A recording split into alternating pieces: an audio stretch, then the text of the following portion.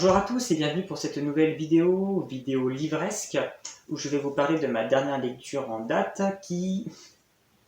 J'avoue que je ne sais pas trop comment je vais présenter et parler de ce roman parce qu'il m'a laissé m'a vraiment perturbé, m'a vraiment laissé perplexe tout au long de ma lecture sans savoir en fait si... Enfin, j'ai aimé, ça c'est un fait, je vais pas dire que j'ai pas aimé, mais voilà, sur vraiment si... à quel point j'aimais ce livre en fait. Parce que des choses me perturbaient, me décontenancaient, me faisaient limite sortir de ma lecture tout en me gardant dedans, pour au final vraiment avoir la fin qui en fait explique tout et rend en fait le tout cohérent, et là enfin en fait m'a fait aimer ce livre. Mais c'est vrai que pendant tout ce livre, et une fois que je vous aurai expliqué l'histoire de ce livre, je pourrai un peu plus vous expliquer ce qui m'a un peu dérangé.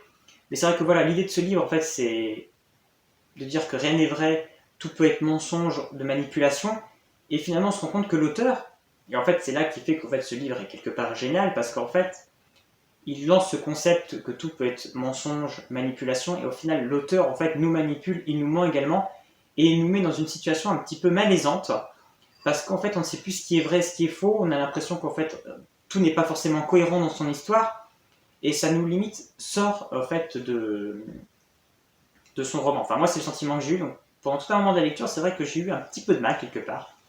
Et donc c'est pour vous parler de Caraval, de Stephanie Garber, qui est donc le premier tome d'une trilogie. J'ai le deuxième tome, il paraîtrait que le troisième tome ne sortirait jamais en France, ne serait jamais traduit.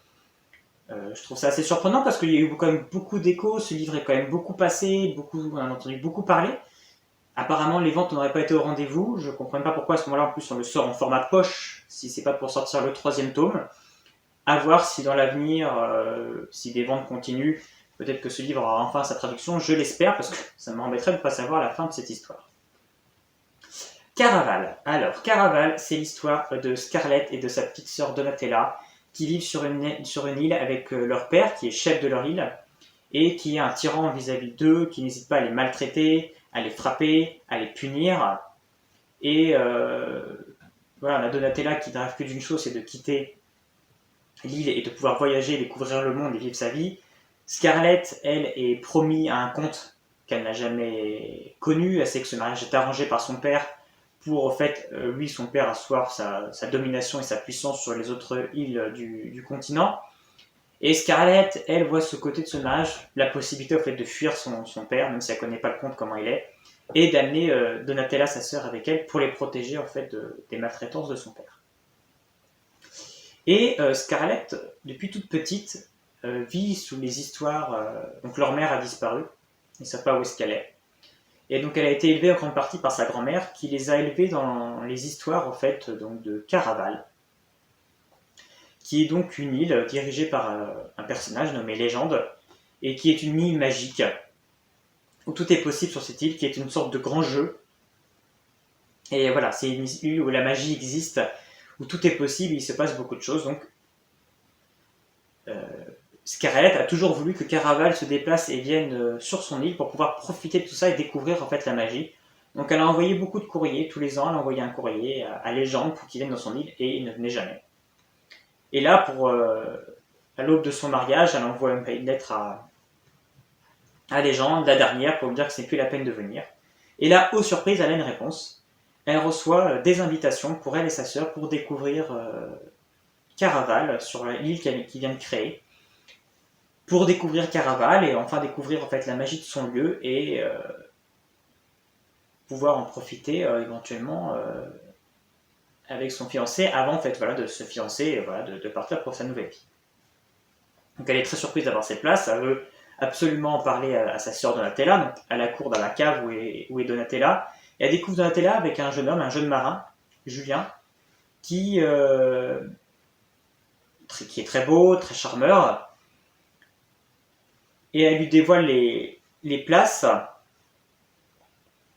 et elle va vouloir donc, Donatella forcément va vouloir y aller, et puis voilà, Scarlett lui dit bah non, je dois me marier dans quelques jours, on ne peut plus aller maintenant là-bas, c'est trop tard. Et puis Donatella, non, c'est comme notre chance de notre vie, de pouvoir enfin découvrir ce qu'est Caraval, etc. Et Julien va leur proposer leur service, il dit qu'il est marin et qu'il a un bateau et qu'il peut donc les emmener là-bas s'ils veulent.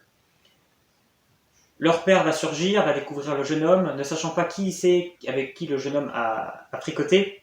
Il va donc punir. Donc les deux vont s'accuser mutuellement parce qu'en fait le père a une sorte de routine, c'est que il va pas en fait punir la coupable, il va punir l'autre.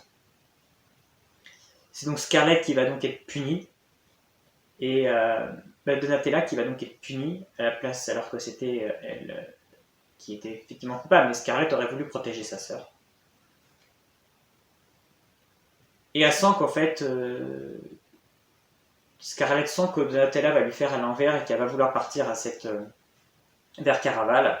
Et Scarlett, qui va absolument protéger et ne pas mettre toutes ses chances enfin de quitter son île et de rejoindre le comte, va donc proposer un rendez-vous à Julien pour en fait l'empêcher qu'il emmène Donatella pour Caraval. Donc Scarlett va donc retrouver Julien et va lui dire voilà, je te donne toutes les places pour Caraval, pars-y, toi tout seul. Moi je veux pas qu'avec ma sœur on y aille. Et elle va prendre un coup derrière la tête, elle va découvrir que c'est Donatella en fait, qui avait manigancé leur rendez-vous et pour récupérer les places. Et ils partent tous les trois pour Caraval. Scarlett se réveille dans une barque avec Julien en direction Caraval. Sa sœur n'est pas là. Julien lui explique que sa sœur a déjà été laissée, il pouvait amener qu'une seule personne dans la barque, qu'il a déjà déposée avant et qu'il est attendu venir la chercher. Donc ils vont arriver sur l'île et là en fait tout va se mettre très rapidement en place. Ils trouvent plus Donatella n'est pas là, ils savent pas où elle est, donc Julien l'amène. Il faut avancer. Il a peut-être déjà voulu commencer le jeu de Caraval. Et donc Julien et Scarlett partent pour découvrir un petit peu l'île et vont donc arriver au château où on leur explique que le jeu va commencer, que le jeu a lieu toutes les nuits, qu'ils n'ont pas le droit d'être à l'extérieur durant le jour, qu'ils doivent rester dans les auberges durant le jour et que voilà, ils ont 5 nuits pour relever le défi qui va leur être donné. Et que dans la première nuit, quand ils auront rejoint leur auberge, ils auront le premier indice du but de la mission. Elle, Scarlett, n'a qu'une seule idée en tête, c'est retrouver sa sœur pour quitter l'île et retourner chez elle pour être à temps pour son mariage avec le comte. Et Julien, lui, va être assez énigmatique. On ne sait pas trop quel mystère il enferme, pourquoi il est là, pourquoi il les aide, quel est son but. Voilà, il dit clairement qu'il a déjà participé à ce jeu. Donc voilà, on ne sait pas forcément, lui, quels sont ses buts. Et on va donc découvrir l'univers de Caraval, qui est donc un univers complètement magique, où voilà, tous les lieux ont des senteurs particulières de miel, de bonnes odeurs. Voilà, on a vraiment des choses, tout est magique. Ici, pour acheter des choses, ce n'est pas de la monnaie il faut donner toujours une part de quelque chose, une part de soi. Si ce n'est par exemple un jour de ou révéler des secrets intimes. Voilà, pour avoir quelque chose, il faut forcément donner quelque chose de soi. Voilà, on a des univers. C'est un univers très, en fait, à la Alice au Pays des Merveilles, voilà, quelque chose d'assez mystérieux, d'assez quelque part aussi un petit peu loufoque, d'un peu imaginaire. Et donc on est pris dans cet univers complètement décontenançant où il faut faire attention, comme lui dit Julien à Scarlett, il faut se méfier car ici tout est mensonge, rien n'est réel au fin de compte. Et au fil de son aventure, Scarlett va en apprendre plus en fait sur le passé de Caraval, sur le passé de Légende, et sur ce jeu en fait, auquel elle est embarquée parce qu'elle se rend très vite compte qu'en fait, dès le premier jour, quand elle va être dans la chambre et révéler son premier indice, elle va découvrir en fait que sa sœur est dans une chambre également dans cette même auberge. Donc elle fonce la retrouver et en fait elle découvre la chambre sans dessous dessus. En fait sa sœur a été kidnappée et en fait c'est la récompense du jeu. Pour l'avoir, il faut retrouver sa sœur disparue. En fait voilà la mission du jeu, ils ont 5 nuits pour retrouver sa sœur. Et s'ils y arrivent, elle aura droit à un souhait. Parce que voilà, par ce lieu magique, elle a droit à un souhait. Donc en fait, indirectement, elle est prise dans ce jeu où elle est obligée de retrouver sa sœur. Elle va être aidée par donc, ce mystérieux Julian qui est très particulier, qui cache des choses. Elle va découvrir différents personnages qui vont peut-être l'amener sur des bonnes ou des mauvaises pistes. Toujours dans la peur, en fait, d'être surpris et que tout ce qui peut se passer ici soit découvert par son père. Donc voilà un petit peu le gros de l'histoire au début. On est donc pris dans cet univers complètement, comme je disais, complètement mystérieux, plein de magie, tout est pris un petit peu de vie, et en fait où on peut se fier à personne parce que tout le monde est là en fait, pour vivre une aventure extraordinaire. Donc c'est vraiment quelque chose de très décontenançant. Et moi ce qui m'a perturbé, c'est on sent que Julian sait des choses. on sent qu'il en sait plus que ce qu'il le dit, et moi j'aurais été l'héroïne, j'aurais à un moment donné mis ce garçon au pied du mur et dire mais dis ce que tu sais, au lieu de le suivre bêtement.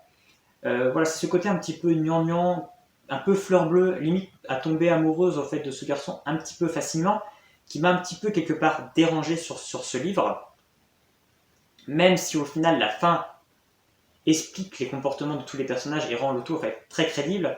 C'est vrai qu'au fil de l'histoire, en fait, on a du mal à tout comprendre, à tout saisir. On est tellement dans un univers en fait où tout peut être mensonge ou de manipulation que même nous, en fait, on sent que nous, lecteurs, on est manipulés et en fait, on ne sait plus qu'est-ce qui est vrai, qu'est-ce qui est pas vrai. On a l'impression d'assister à des incohérences au niveau de l'histoire, mais finalement, avec ce qu'on va apprendre après, nous montre qu'en fait, tout était logique et n'était pas en fait de mensonge. Donc, on a du mal à tout saisir et limite, c'est un livre où il faudrait le lire une deuxième fois parce que je pense qu'une deuxième lecture, on verrait les choses sous un autre œil, donc ça rend en fait la chose très intéressante. Donc c'est ça qui m'a laissé en fait quelque part perplexe sur ce livre, mais qui au final avec la fin et l'ouverture sur ce tome 2 euh, met une note globale sur ce livre qui est vraiment très très intéressant et que j'ai passé un excellent moment de lecture. J'ai aimé, j'ai envie de savoir l'histoire, la suite. Et c'est ça en fait la force de ce livre, c'est que même si on est décontenancé et perplexe, on a toujours envie de savoir le fin mot de l'histoire et savoir en fait où ces personnages veulent nous amener et les secrets qu'ils cachent. Tout le mystère autour de Légende est aussi très intéressant. Donc. Et l'univers, complètement hors norme, et que je n'ai jamais vu ailleurs, en fait, en soi, voilà, je le compare à Alice au Pays des Merveilles, mais ça va même plus loin. Tout cet univers vraiment profond de magie et de loufoquerie est vraiment très intéressant, et tous les aspects qu'a créé par Stéphanie Garber est vraiment très bon et très bien pensé et très original. Quand par exemple, il se retrouve dans les sous-sols, en fait, les sous-sols sont un lieu qui amplifie les peurs, les doutes des personnages. C'est vraiment très bien pensé et très bien mis en place. Le concept d'achat des produits est aussi très bon. Le moment où elle doit acheter un produit, en fait, elle doit donner un jour de sa vie. En fait, elle va se retrouver morte. C'était super bien pensé. Donc, tout ça montre, voilà, les idées, le potentiel et l'univers créé est vraiment très astucieux, très profond et très bien pensé, et qui rend le tout prenant, en fait. Malgré les aspects qu'on pourrait critiquer au niveau de la romance un petit peu vite venue, et de ces moments où, en fait, Julien disparaît souvent, et Scarlett est pris là-dedans dans ce tourbillon sans forcément, voilà, est pris dans ce jeu, dans ce tourbillon, dans cette aventure, et se laisse porter sans forcément se rebeller, ce qui m'a un petit peu dérangé. Mais bon, à la limite, voilà, tout allait très vite, elle est pris là-dedans, et même si elle en veut quelquefois à Julien de la laisser, en même temps, c'est son seul repère, c'est son seul pilier, et elle est sans sa sœur, et elle ferait tout pour la retrouver. Donc j'ai très hâte de lire la suite de ce livre, j'ai passé un très bon moment de lecture.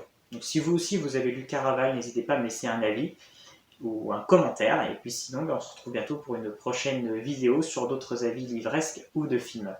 À bientôt.